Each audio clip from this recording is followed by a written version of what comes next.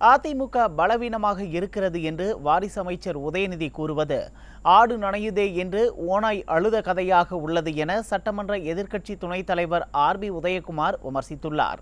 ராமநாதபுரம் மாவட்டம் பரமக்குடியில் செய்தியாளர்களை சந்தித்த அவர் இதனை தெரிவித்தார். உதயநிதி ஸ்டாலின் அண்ணா திராவிட முன்னேற்ற கழகம் பலவீனமாக இருப்பது தமிழ்நாட்டுக்கு நல்லதல்ல என்று ஆடு நனைகிறது என்று ஓநாய் கவலைப்பட்டதைப் போல அண்ணா திராவிட முன்னேற்ற கழகத்தை பற்றி அவர் கவலைப்படுவது எங்களுக்கு புதிதாக இருக்கிறது, ஆச்சரியமாகவும் இருக்கிறது. சேலத்தில் நடைபெறுகிற இளைஞரின் 2வது மாநாடு ஜனநாயக விரோத மாநாடு, அது குடும்ப மாநாடு. இப்போ ஸ்டாலின் இருக்கிற போது முதல் மாநாடு நடத்துனாங்க. இப்போ அவர் பிள்ளை உதயநிதி ஸ்டாலின் வரும்போது 2வது மாநாடு நடத்துகிறாங்க. இப்போ உதயநிதி பிள்ளை அன்புநிதி இப்பயே மேடையில் ஏற்றிருக்கிறாங்க. அவர் இளைஞரின் செயலாளர் எப்போ வர்றாரோ அப்போ 3வது மாநாடு நடத்துவாங்க.